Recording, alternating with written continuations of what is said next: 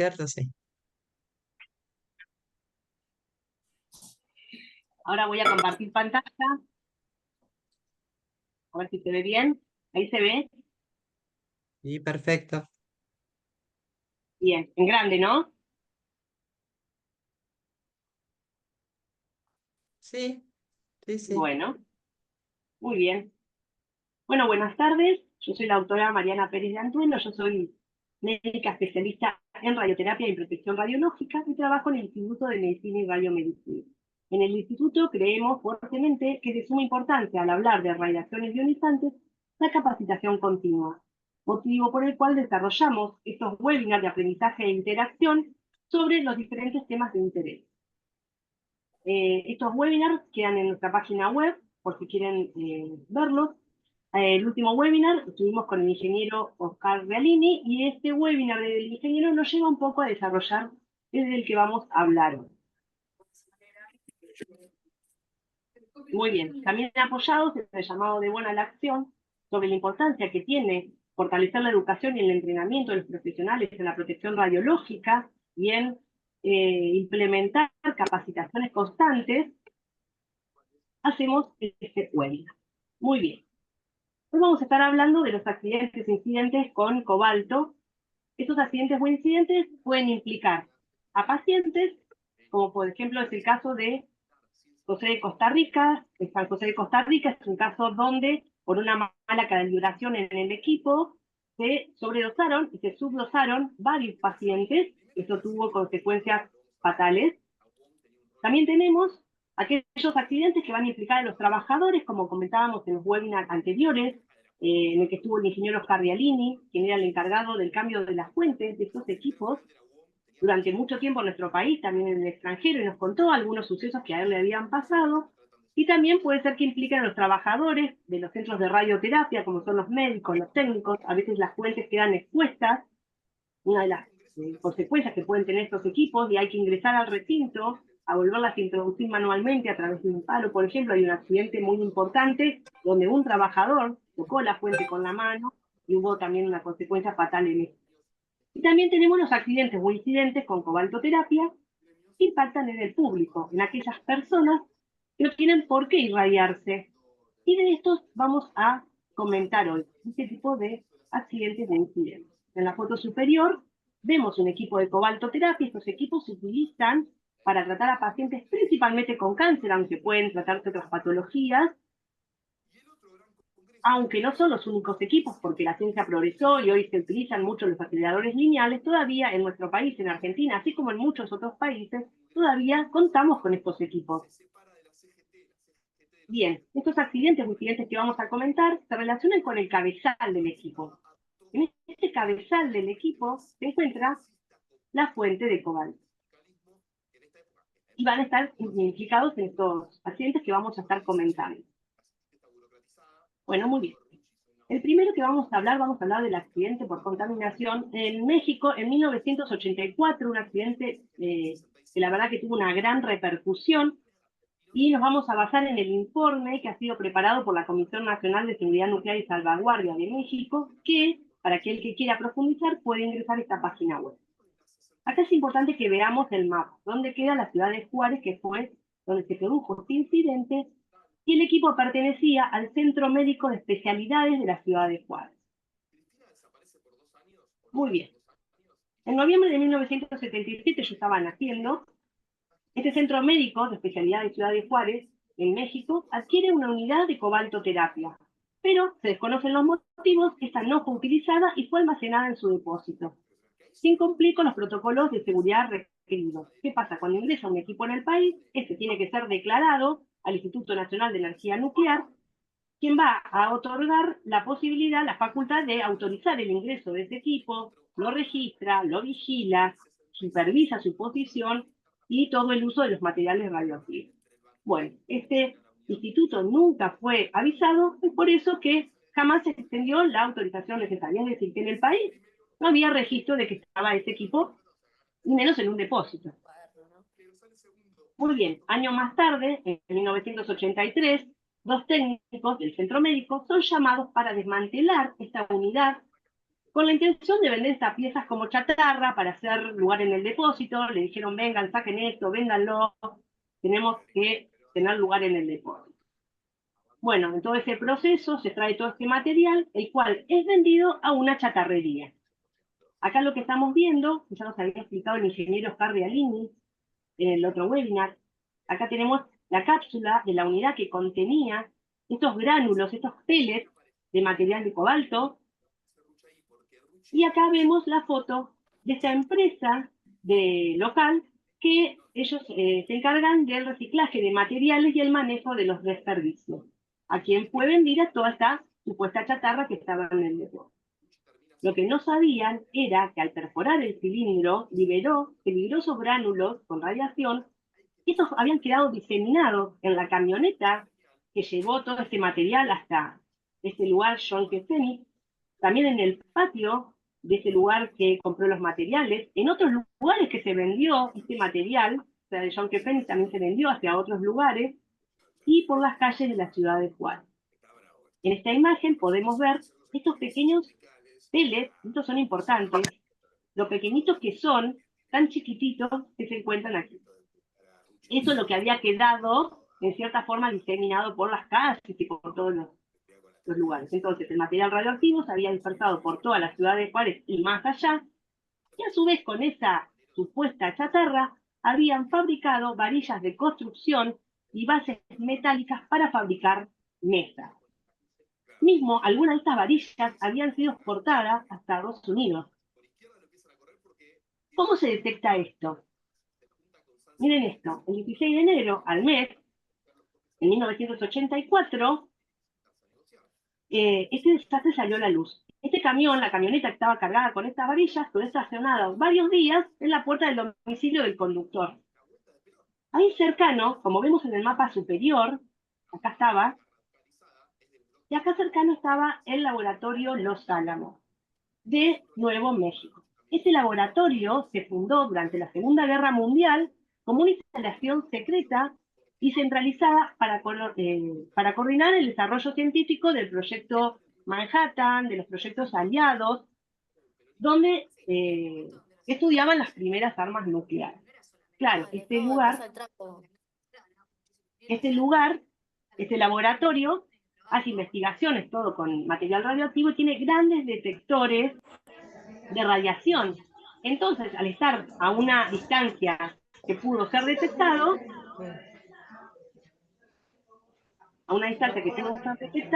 les empiezan a sonar las alarmas. Perdón, hay un micrófono abierto.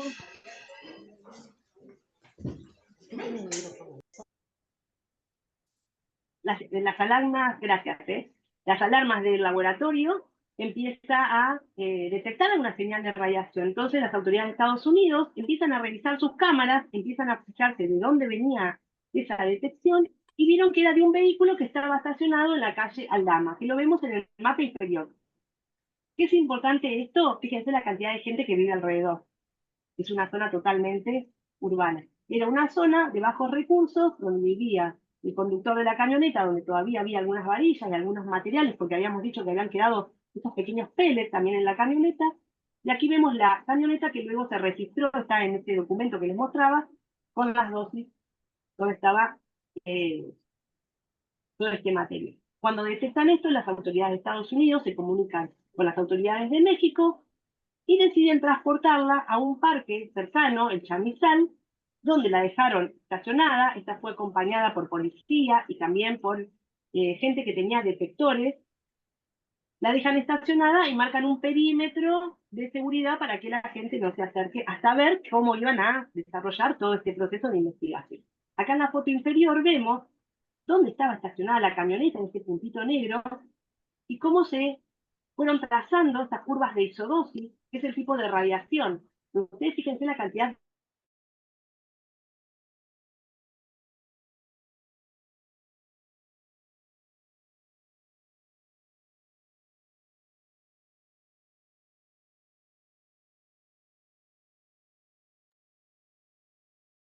bases para mesas y se detectaron 3.000 bases para mesa y 6.000 toneladas de varillas distribuidas en 17 estados de la República.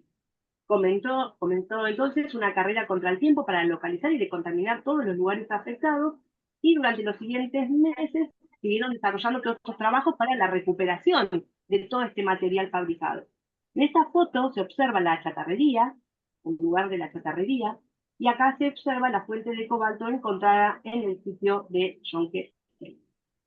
Muy bien, en estas fotos estamos viendo justamente la investigación en la chatarrería Fénix. Acá se ve cómo van trasladando el material que estaba contaminado. Acá vemos a los trabajadores sobre el techo buscando por el dosímetro. Y esto, miren la foto de lo que era la chatarrería, encontrar todos esos peles y todo ese material en esta zona. En esta última foto estamos viendo 3 trabajadores con detectores de radiación, donde están buscando justamente cada una de estas piezas fantásticas. Acá en esta foto vemos cuando ya habían sacado todo el material radioactivo en la chatarrería Yonke Fénix y se lo cubrió con tierra limpia. Acá vemos a los trabajadores en la carretera que iba uniendo las dos ciudades con los detectores, juntando estos pequeños pellets y los guardan en una zona, todos juntos. Acá también vemos a los trabajadores decontaminando las calles. Se encontraron 77 pellets en esa zona, y acá los vemos también zona por zona y buscando y detectando. En esta foto lo que podemos apreciar es la acumulación de varillas contaminadas, todas distribuidas en la zona. Bueno, lo que sucedió es que dijeron, bueno, ¿ahora qué hacemos con todo este material radioactivo? Lo que hicieron, un cementerio radioactivo. Primero se estableció un lugar donde se empezó a llevar todo este material que estaba contaminado para poder dejarlo en esa zona, pero los vecinos se quejan, dicen que estaban muy cerca de sus viviendas y tienen que buscar un segundo lugar, sacar todo de ahí, y encuentran ese lugar que se llama La Pedrera. Se determina una zona con el fin de confinar todos los desechos radioactivos a la mayor brevedad y en el menor tiempo posible. Acá vemos en la foto superior cómo están introduciendo la camioneta en esta fosa que habían construido con estas paredes especiales. Acá vemos la fosa cuando la estaban construyendo y los materiales depositados todos en esa zona. Entonces, todo lo que iban encontrando iba a este lugar. Las mesas. Este es el cementerio nuclear. Acá vemos la ciudad de Juárez y acá estamos viendo la marca donde se encuentra este cementerio nuclear. Y esta es la vista desde el Google Maps del 2010, de ese momento, cómo se veía el cementerio nuclear. Y esta es la vista actual. Cuando uno busca cementerio nuclear, uno puede observarlo, que se encuentra determinado, y esta es la vista superior al momento de hoy de este lugar. Entonces, consecuencias graves. Hubo muchos efectos sobre la salud, mucho público que no tenía ningún motivo de recibir esa radiación. Aproximadamente 4.000 personas estuvieron expuestas a la radiación. Algunas de ellas recibieron dosis potencialmente letales. Eran trabajadores de las chatarrerías, los familiares y los vecinos. Investigaron también a los vecinos cercanos de donde estaba la camioneta, porque la camioneta estuvo varios días ahí.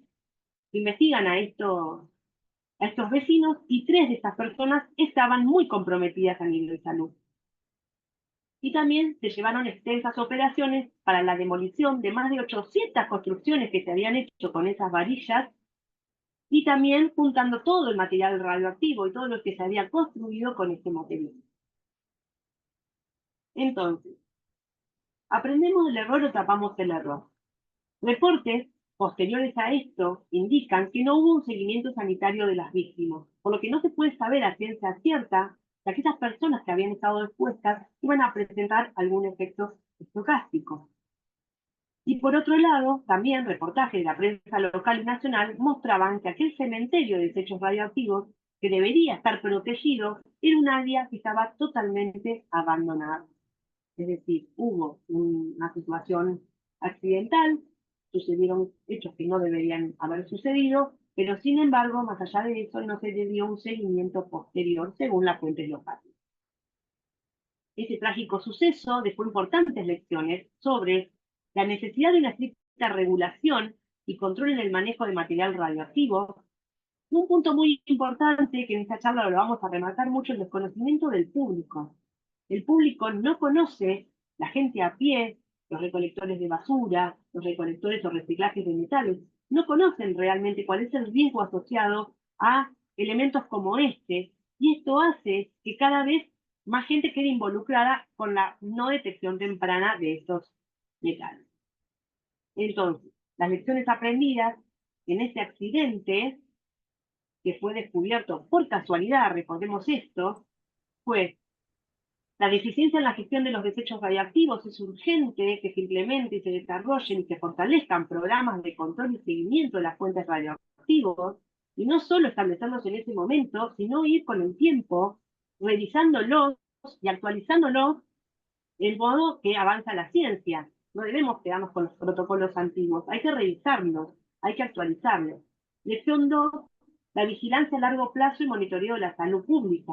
La necesidad de programas de monitoreo y seguimiento prolongado. En caso de accidentes o incidentes, que no estuvo bien que pasara, pero hagamos un programa de monitoreo y seguimiento prolongado de esos pacientes, no solamente en el momento. Y la importancia del control internacional. La coordinación internacional con reguladores y organismos como la IAEA es vital para dar una resolución lo más rápida posible y de la manera más efectiva. En los diarios, ¿qué salían? Noticias que de repente asustan a la gente, como por ejemplo, decían que solo en Chihuahua había 2.000 contaminados por varillas radioactivas, que desde el aire podían detectar más cobalto.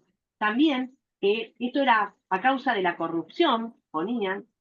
Y en una de las notas dicen que se reciben más de 5 camiones que venían de Estados Unidos con varillas que habían sido vendidas para Estados Unidos, vuelven a México, habían llegado a la aduana y después informan que 10 meses de descubierto todo esto, no se entierran ni las varillas radioactivas ni tiran construcción a riesgo. Bueno, prensa, pero hay que hacer un seguimiento de todo esto. Esta es una parte muy importante porque ¿a quién culparon? Culparon al técnico que desmanteló aquel equipo en el depósito por orden de sus superiores, y le hicieron pasar por como culpable. Él se declara culpable, pero él después declara que él no fue culpable, que a él le habían dicho que fuera a sacar ese material radioactivo, de ese material que en ese momento él no sabía qué era, porque querían lugar en el depósito. Pero como que lo habían impulsado a declararse culpable. Y esto es algo muy importante, dos cosas muy importantes de él, es que dice, en esa parte de la nota, dice, la verdad es que nunca nos avisaron que esta máquina tenía contaminación. Había muchas cosas arrumbadas, aparatos de ventilación, catres y todo eso, y la verdad que ni un solo letrero con una Sí, calavera o algo así. mate Con una così. calavera. O sea, el técnico ni siquiera reconocía, él decía que igual no estaba, pero no reconocía este logo de radiación. Él buscaba la calavera. Y por otra parte, otra de las cosas que este técnico sufrió, dice, todo salió en los periódicos. Después de la salubridad, fueron por la camioneta y a recorrer el barrio. Comenzaron a sacar muestras de sangre de mis vecinos, y esto me provocó enemistades, y cada vez que salía a la calle me insultaban y decían que por mi culpa pasaba todo esto, declara este técnico. Entonces, es muy importante, y ya vamos a hablar un poco sobre esto, la diferencia entre culpar y corregir. Acá se encontró un culpable. Acá dijeron, vos sos culpable. Pero no había ninguna noticia ni ninguna publicación de que había cambios en los protocolos, que los protocolos se habían mejorado, que se estaba trabajando en implementar medidas para que esto no vuelva a ocurrir, para que la población se sienta segura. Ellos dijeron, este es culpable, listo, pena y ya está. Pero acá lo importante es, después de estos sucesos, la población también reciba, estamos trabajando en esto para que no vuelva a ocurrir, no debió ocurrir, ocurrió, vamos a trabajar para corregir y solucionar. Eso no pasaba. Acá vemos otro segundo accidente que también sucede en México, años posteriores, nuevamente en México, y un caso bastante similar, se podría decir de alguna forma. Este es un documento que escribe la IAEA, se lo dejo acá para el que le interese más el tema, puede buscar más detalles, por eso se los menciono acá. Este incidente radiológico sucede en Aypotla el 2 de diciembre de 2013.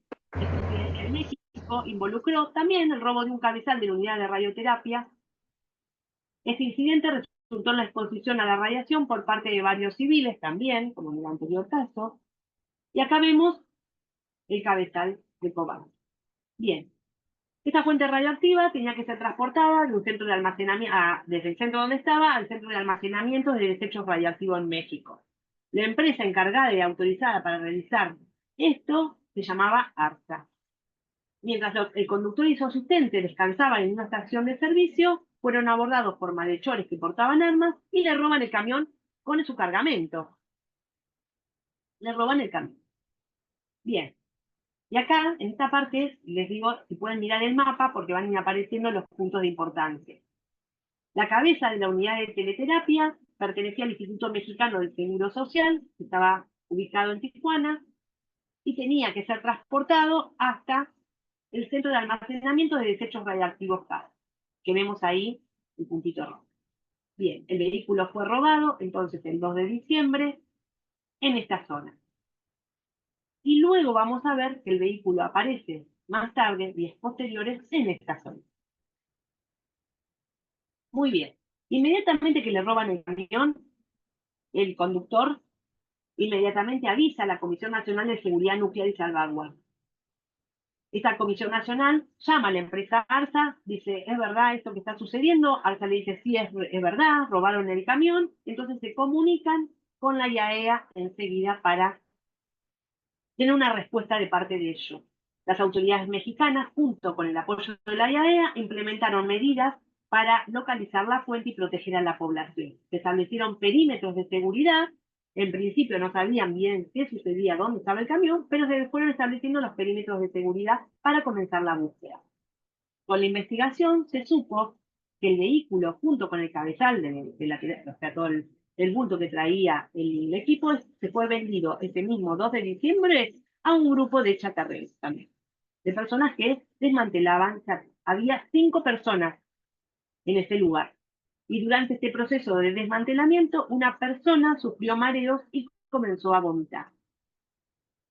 En la madrugada del 3 de diciembre, estos chatarreros desechan parte que les sobraba de este material en un campo que no había nadie, lo dejaron ahí tirado en un campo, pero había un vecino, un agrícola de 40 años, que los vio un grupo de personas dejando algo. Entonces cuando se fueron, este vecino se acerca a mirar qué era.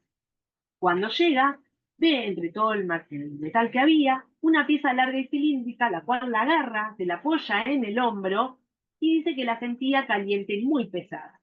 Como estaba muy pesada, la dejó a 15 metros de donde la encontró tirada y se fue a su casa. Bien, la IAEA fue informada del incidente y ofreció asistencia internacional al momento.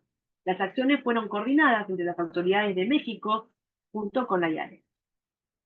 Entonces se exigieron procedimientos estrictos de seguridad radiológica durante la búsqueda de la fuente, con equipos especializados y monitoreo constante de radiaciones en la zona.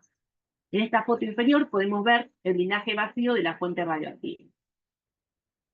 Entonces, para ordenar un poco este caso, el 2 de diciembre ocurre el evento, se notifica a las autoridades. El 3 de diciembre las autoridades notifican a la IAEA, que inicia la búsqueda de la fuente, la actividad de investigación, y se activa la configuración de respuesta nacional. El 4 de diciembre hay un llamado anónimo a la policía que informan que ubicaron al vehículo robado. Ahí descubre el cabezal estaba vacío, descubren los niveles elevados de radiación en el campo cercano, establecen los perímetros de seguridad del área y se empiezan a comunicar con el público, parte de este grupo que estaba al mando de todo este lugar, informándole a las personas que habían estado por la zona que por favor fueran al hospital de Pachuca. El 5 de diciembre preparan el plan de recuperación de la fuente. El 6 de diciembre contratan un robot para esto, pero el 7 de diciembre la batería del robot se agota. Y el 8 de diciembre el robot tuvo una falla mecánica. Y el 9 recién se pudo confirmar la integridad de la fuente. Desde el 2 hasta el 9.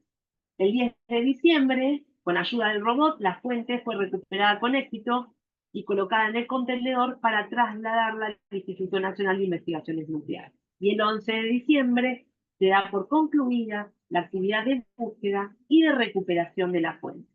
Acá, en la parte inferior, podemos ver la foto del robot. Ahora vamos a ver algunas fotos de este momento de recuperación, donde vemos al robot colocando esto en el container. Acá vemos a todos los operarios trabajando con la policía. Acá también vemos la colocación en el camión que la va a transportar. Acá lo vemos cómo la aseguran. Ahora, actividades médicas. El 3 de diciembre, el Centro Nacional de Programas Preventivos y Control de Enfermedades convoca una reunión extraordinaria del Subcomité de Enfermedades Emergentes para informar sobre la situación y establecer una respuesta. Por acuerdo interno, se decide emitir una declaración de emergencia epidemiológica para los estados posibles afectados. El 4 de diciembre se acordó que todas las personas que pudieran haber estado expuestas a la radiación debían ser trasladadas o reportadas al hospital de Pachuca. Y acá hay dos puntos que yo quiero destacar. Me parece muy importante que se priorice la salud de los posibles expuestos y no ocultar el hecho para que nadie se entere, sino que se declaró una emergencia realmente epidemiológica. Y otro punto que me parece fortalecedor es que concentraron todos los recursos en un solo lugar. Vayan todos al hospital de Pachuca. Entonces mandaban a sus mejores refuerzos, a sus mejores intervinientes en estas situaciones, a un solo centro. No es vayan a cualquier hospital y véanse por guardia, sino que concentraron sus mejores recursos en un solo hospital. La persona que había tomado del campo ese metal caliente también concurrió al hospital y se le encontraron lesiones en el hombro izquierdo y en la pierna derecha.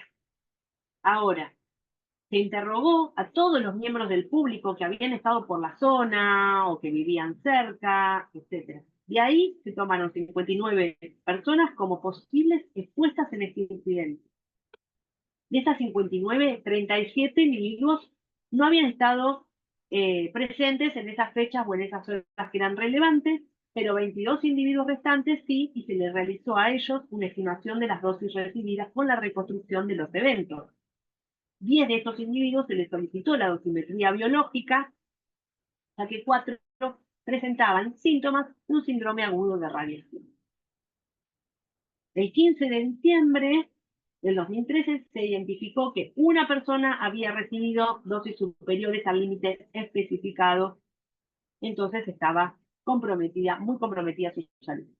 También, para los trabajadores involucrados en el proceso de recuperación, se estableció un límite de dosis efectiva de 50 milisievert, y acá vemos cómo empezaron a tomar las dosis promedio que habían recibido esos trabajadores, y bueno, ninguno recibió dosis muy altas. Acá especifican, para el que quiera estar en el documento, en la figura 9, proporcionan los detalles de las dosis de radiación que recibe cada uno de los trabajadores que estuvieron en este momento en la operación de búsqueda y de recuperación de la fuente. Entonces, lecciones aprendidas, en este caso, transporte seguro de las fuentes radioactivas. En toda esta cadena logística de materiales radioactivos siempre hay puntos más vulnerables que deben ser reforzados. Hay que implementar protocolos de transporte, cuando hablamos de materiales radioactivos, mucho más estrictos, con sistema de rastreos en tiempo real para prevenir este tipo de incidentes. Y la importancia de la respuesta rápida y efectiva al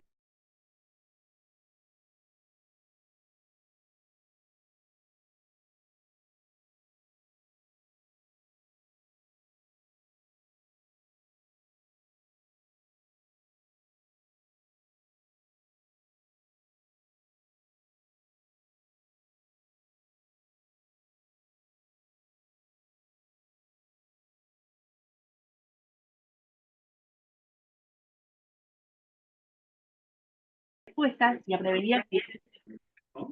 Las lecciones aprendidas ayudarán a mejorar las futuras respuestas y a prevenir los accidentes similares. Bien. ¿Hasta acá vamos bien? Ahora vamos a mencionar por algo particular también un accidente del mismo tipo en Tailandia, uno sucedió en el año 2000, otro que vamos a mencionar por arriba en el 2008, también fíjense cómo se repiten en el mismo lugar, en el mismo país, estos incidentes y sus consecuencias. Aquí les dejo también para que puedan buscar el documento establecido por la IAEA, que es muy interesante para su lectura. Bien, este otro suceso eh, se presenta en enero, en febrero del año 2000, en la provincia de Samut Prakan, en Tailandia. Acá vemos dónde queda. Bien. El dispositivo involucrado en el accidente fue instalado originalmente en el hospital de Bangkok. Acá el mapa superior se les muestra dónde está el hospital también, para que vean toda la gente, todo el público que se presenta alrededor de este hospital.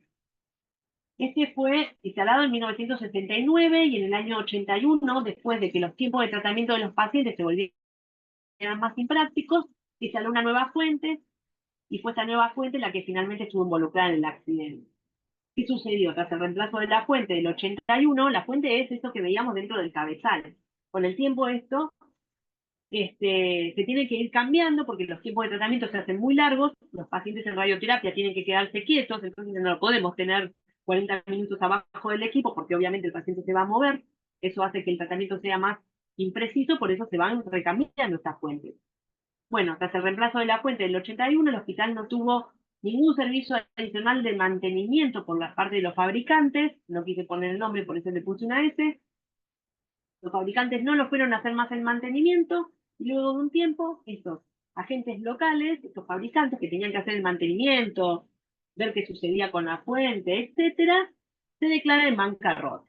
El equipo sigue funcionando, pero sin control. Entonces luego, cuando ya el tiempo nuevamente era muy largo, no había nadie que cambiara esa fuente, el equipo fue retirado del servicio en el año 94 y se dejó en depósito o en algún lado. Bien, en este caso, el 24 de enero del año 2000, dos recolectores de chatarra adquieren parte de ese cabezal, como habíamos visto, parte de la unidad de radioterapia que contenía la fuente, y ellos afirman que la compraron a unos desconocidos que vendían chatarra para revender. Se la llevaron a su casa en un triciclo pensando en desmontarla más tarde. Como no pudieron desmontarla más tarde, el 1 de febrero se juntan con dos empleados de un desagüe para que los ayudaran, porque ellos tenían una herramienta, un soplete de oxeacetileno, con lo que pudieron abrir todo esto que ellos querían cortar el cilindro, y ahí se cayeron unas piezas metálicas pequeñitas que la guardan en el bolsillo y después las dejan ahí en el depósito, estas piezas. Mientras estaban haciendo todo esto, con los dos compañeros del desagüe, sintieron algunos sentían dolores de cabeza, mareos, tuvieron vómitos. Y no pasando el tiempo, el 12 de febrero, la gente, los empleados del desagüe, seguían con esos vómitos, náuseas, estaban mal, se sentían mal, entonces iban a consultar al hospital local. Y el 18 de febrero, los médicos, al recibir a estos pacientes con estos síntomas, empezaron a sospechar, los médicos del hospital, que podría ser producto de una exposición a la radiación.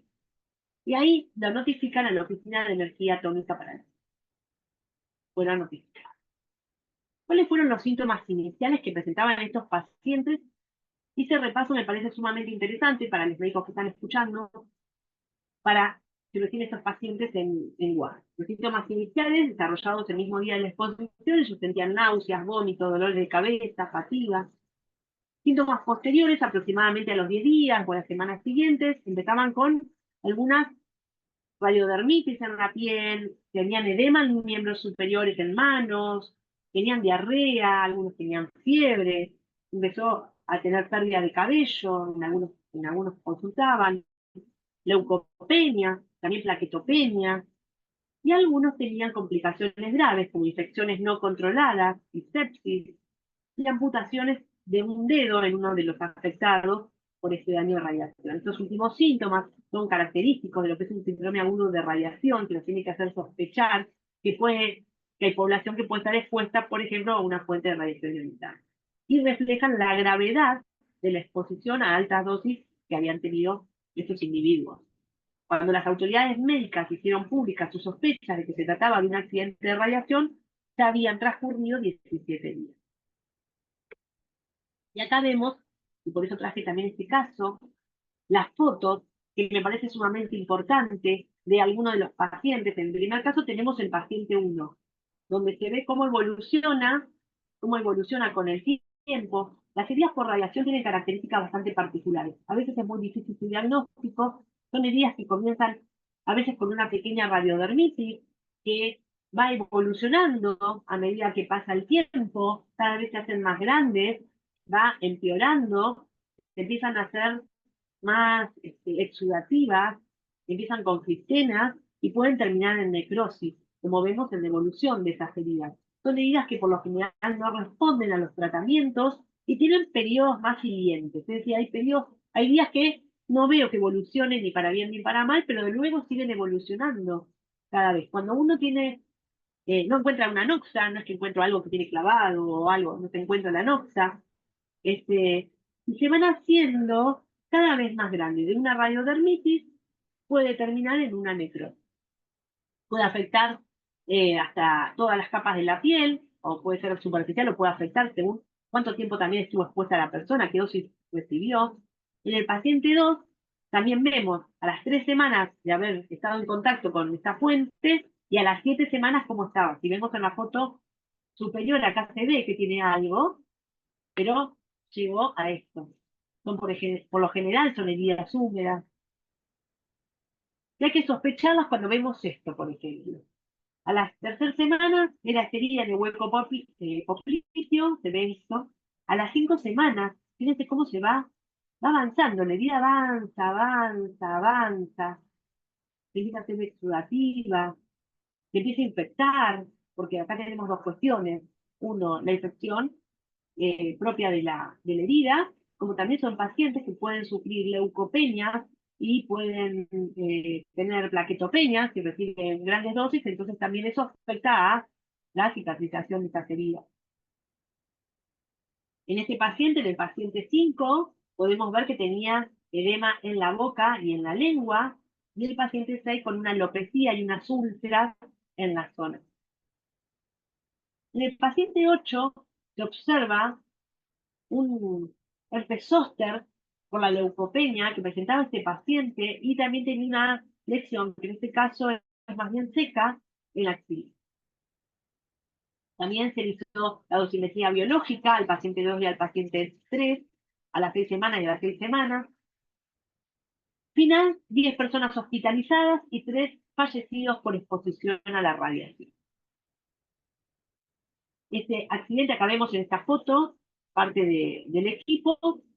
Como dijimos, a los 17 días después de la exposición se notifica a la OAEP y se enviaron equipos de emergencia para localizar y contener la fuente de radiación.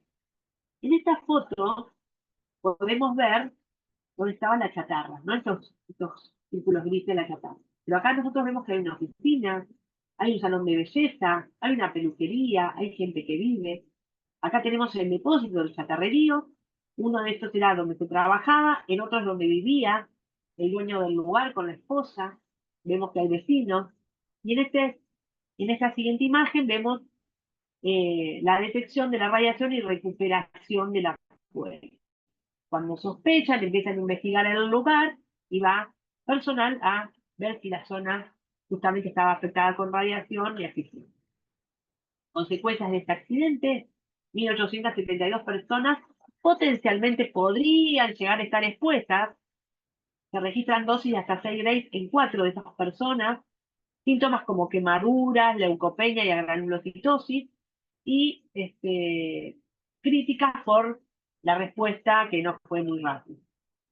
Este accidente tiene una particularidad, que junto con otros eventos similares fue el que impulsó a la IAEA a reevaluar la eficacia del trébol del peligro radioactivo como símbolo de advertencia.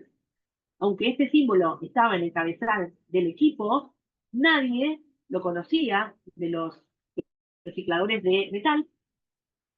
Entonces, y tampoco estaba en tailandés, no había nada escrito en tailandés, entonces deciden hacer un símbolo que sea más intuitivo. Y así nace este segundo símbolo, el cual muestra que tiene la calavera que todos buscan, más un hombre que te está diciendo: salí, por acá, acá no es, acá hay que salir, y algo que sale de arriba. ¿no? Que evidentemente está haciendo mal. Entonces es un símbolo intuitivo que no suplanta al otro, sino que tiene que acompañar al símbolo que ya conocemos. Esto lo hace la ISO junto con la IAE. Entonces, causa principal, falta de almacenamiento seguro de la fuente radioactiva, como pasó en otros casos, y también la exposición a las consecuencias fatales por el desconocimiento del público de que hay materiales que no deben ser eh, trabajados, tocados, manipulados sin la forma adecuada. Entonces, como lecciones, tenemos fallo en el control y desmantelamiento de los equipos, nuevamente, lo importante y el riesgo que tiene no controlar cuáles son nuestras fuentes de radiación en cada uno de los países. Dos, la responsabilidad de las empresas y la supervisión regulatoria. Hay que fortalecer esa responsabilidad con el desmantelamiento de los equipos que producen radiaciones ionizantes y la educación pública y la prevención. Otra de las barreras es la educación pública, de que no haya que la gente conozca cuáles son estos peligros, cuáles son estos símbolos. Conclusiones de importancia. Estos accidentes que venimos comentando muestran la importancia de lo importante que es el manejo seguro y la regulación de los materiales radioactivos, la rápida identificación y respuesta frente a un accidente o un incidente, y la educación pública sobre los símbolos de advertencia radioactiva. Entonces, acá tenemos una lista de otros incidentes similares, que no los voy a pasar a contar todos, conté algunos para que vean que suceden en los mismos lugares, o sea, en cada lugar suceden, pero se repiten en los mismos lugares. Pero acá tenemos, por ejemplo, bueno, el más conocido, el accidente de Goiânia. También tenemos uno en el 98 en Estambul, también con una fuente robada de cobalto en desuso. En el 2008, fuentes encontradas en Tailandia también, en una chatarrería. Y acá vemos en esta imagen piezas radioactivas encontradas entre chatarras. Y vemos desde equipos con fuentes, miren, tenemos megamografía, también hay fuentes sin blindaje, todo esto se encontró en chatarrería. Tenemos pararrayos, detectores de humo, detectores de pintura luminosa, etc. Y como conclusiones, un poco para cerrar ya esta charla, es importante implementar barreras de seguridad para evitar que esto vuelva a suceder. Estas barreras de seguridad se pueden implementar en distintos niveles. Sobre el control de los equipos que tengan radiaciones ionizantes, sobre el público y sobre los equipos en desuso. Esto no quita que es muy importante y nunca debemos descuidar los planes de emergencia radiológica. Siempre tenemos que tener planes bien establecidos. Ahora, la IAEA tiene una guía para que les dé interés, donde hablan sobre la preparación y la respuesta frente a estas emergencias nucleares y radiológicas en el transporte de material radioactivo. Sobre el control de los equipos, es muy importante que hayan protocolos seguros de registro, de ingreso de estos equipos, de equipos de radiación ionizante, de todo, al país, donde esté establecido, cuando se compran, cuando se venden, cómo hay que almacenarlos, hacer ese seguimiento. Con respecto al público, es muy importante porque dentro del público están los ladrones, están también los recolectores de residuos, están los recuperadores los recuperadores de metales, está el vecino que vive enfrente, está el peluquero que vive a la vuelta, estamos todos nosotros. Entonces, esta parte es de suma importancia, la educación al público. Es necesario implementar programas de educación y de conciencia pública que incluyan a los trabajadores que no tienen contacto directo en el día a día con las radiaciones ionizantes como nosotros, para evitar que manipulen fuentes posibles peligrosas que presenten radioactividad. Bien, nosotros en el instituto contamos con un folleto dirigido a este tipo de público, al sector de recuperación de metales y recuperación de residuos, para hacerles llegar un poco de esta información, donde se explica qué es la radioactividad, cuáles son los peligros, y donde se informa sobre los logos de radioactividad, que es lo primero que queremos hacer llegar al público, y sobre a qué teléfono tienen que llamar en caso de encontrar algo sospechoso, dónde lo pueden encontrar. Nos parece muy importante, estamos trabajando un poco en este proyecto. Por otro lado, en España también tienen información para los trabajadores de la industria metalúrgica, donde explican también cuál es el recorrido que hacen todos sus desechos, etcétera. Y con respecto a la barrera de seguridad en equipos en desuso, que es sumamente importante, quería mostrarle, por ejemplo, el año pasado en Chile se realizó una misión junto con la IAEA, donde se coordinó el traslado de 31 fuentes radioactivas selladas en desuso de cobalto hacia Alemania. Esta iniciativa buscó reducir el riesgo de incidentes radiológicos con material que era en desuso y propiciar la economía circular con material radioactivo. Esta misión se llevó a cabo durante mucho tiempo, vino gente de la IAEA, se fijaron dónde se encontraban estas fuentes, etcétera, que eran en desuso. Conclusiones generales y lecciones para el futuro. La prevención y la planificación minuciosa son claves para evitar incidentes mayores y es muy importante fomentar una cultura de aprendizaje continuo. La cultura de la seguridad es fundamental para todo esto. Otro tema importante es que la responsabilidad no termina con la instalación del equipo radioactivo, o sea, sino que debe haber una vigilancia constante, debe haber un monitoreo adecuado y protocolos efectivos de desmantelamiento. Una vez que esto ya no me sirve, tengo que ver qué hago con esto. La colaboración internacional es fundamental. El marco de cooperación internacional debe ser fortalecido constantemente y es fundamental esta ayuda internacional frente a estos casos. Y acá me quiero detener un poco.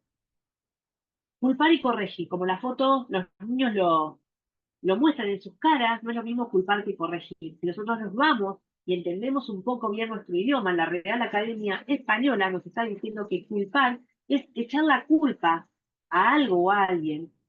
Expresa aquello de lo que la persona o cosas son culpables. Vos sos culpable. Echa la culpa. Nosotros nos vamos al corregir, que es eliminar un error o limpiar un error, modificar algo erróneo o emanar a alguien o uno mismo de un comportamiento o idea equivocado o inconveniente. Nosotros, con este cambio que se está viviendo mucho cambio, estamos en un mundo que cambia y evoluciona constantemente, debemos aprovechar este impulso para dejar de culpar estos accidentes, vos sos el culpable, culpa tuya pasó esto, sino que tenemos que ocuparnos de corregir. La noticia del día siguiente no quiere decir, no, porque vos hiciste, porque este hizo, porque él puso. La noticia del día siguiente tiene que ser, esto ya no va a volver a pasar porque tomamos medidas de seguridad. Entonces hay que dejar de culpar, porque si ustedes se fijan en la definición de la Real Academia Española, culpar es echar la culpa a alguien, no estamos remendando nada. Y corregir le estamos diciendo, esto está mal, esto está equivocado, esto está erróneo y lo tenemos que modificar. Entonces, a partir de ahora, cuando suceden estos eventos, no hay que culpar, sino hay que decir, bueno, a ver, ¿dónde vamos a corregir? Y que la noticia es, del día siguiente va a ser la corrección de eso para que no vuelva a suceder. Y por último, el mensaje para llevar a casa, siempre el pilar central es la protección de la seguridad, justamente radiológica, que va de la mano de la cultura de la seguridad. La capacitación continua de todas las formas posibles, la comprensión de lo que es todo esto, hace que podamos evitar futuros eventos y que se maneje todo el tema de las radiaciones ionizantes con mucha cuidado. Así que bueno, acá les dejo la página del instituto, donde pueden encontrar dentro de la pestaña de investigación todos los webinars que venimos conversando. En caso de que les interese algún caso particular, nos pueden consultar, también lo pueden proponer, como si también les interesa que haya algún disertante particular, pero lo pueden proponer, que nosotros estamos siempre en pos de la capacitación y de aumentar el conocimiento y la cultura de la seguridad. Así que bueno, con esto los dejo, les agradezco mucho su tiempo, espero que les haya interesado y que les haya servido. Muchas gracias. Gracias. Muy bueno, Mariana, ¿eh? Excelente. Yo siempre quise el raconto histórico de este tipo de accidentes y superó las expectativas que tenía. Creo que tenemos que también pensar en un capítulo de accidentes con aceleradores. Sí, sí. Ahora estamos pensando. Porque de hecho hubo, pero es interesante que al margen de la vieja instrumentación veamos accidentes con nueva instrumentación. Sí, lo que sucede es que capaz que en los accidentes con aceleradores lineales uno piensa más en que se afecta al paciente y las elecciones del paciente. En realidad son a veces problemas de calibración, una serie de cosas, pero para que quede el concepto a nivel general, ¿no? Pero esto me parece el raconto excelente. Bueno, muchas gracias. Es importante conocer porque esto está afectado al público que no tiene nada que ver con radiaciones ionizantes y de repente también nosotros tenemos que estar pensando que esto puede suceder. Así que bueno, los casos son un montón igualmente, pero bueno, traje a colación los que me parecían más este, importantes. Mariana, hay que agregar en tu formación, además radioterapeuta y especialista en protección radiológica, prácticamente médica especialista en medicina del trabajo. A un pasito. Okay. Bueno, no sé si alguien quiere también sumar algo, aportar algo, sumar alguna información de estos casos que vimos.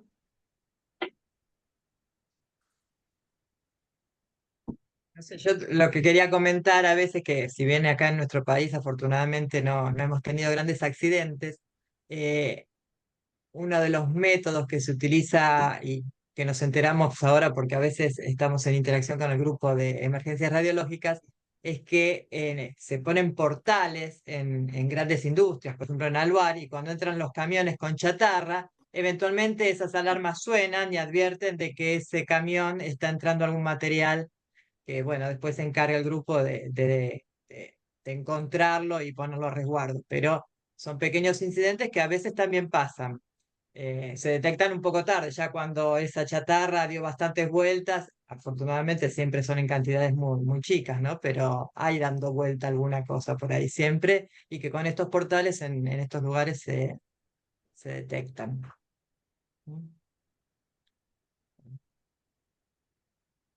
Bueno, no sé, Mariana, si hay algo más, si no, la próxima con los aceleradores lineales. No, Horacio, no sé si quería comentar algo más. No. Las observaciones, comentarios fueron los que hice, ¿no? Igual este webinar surge de que el ingeniero Oscar Realini había mencionado esto en el webinar y el doctor Horacio me dijo, ay, ese caso que mencionó Oscar Realini tenemos que investigar. Y así lo hicimos. Excelente también Sí. la exposición del ingeniero, buenísimo. Muchas gracias, Horacio, por el espacio de No, al capacitación que contrario, tuvimos. gracias a ustedes. Bueno, Bueno, buen fin de semana. Si no hay preguntas. Bueno, bueno, muchísimas gracias. Chau, gracias, Caro. Chau Mariana. a todos.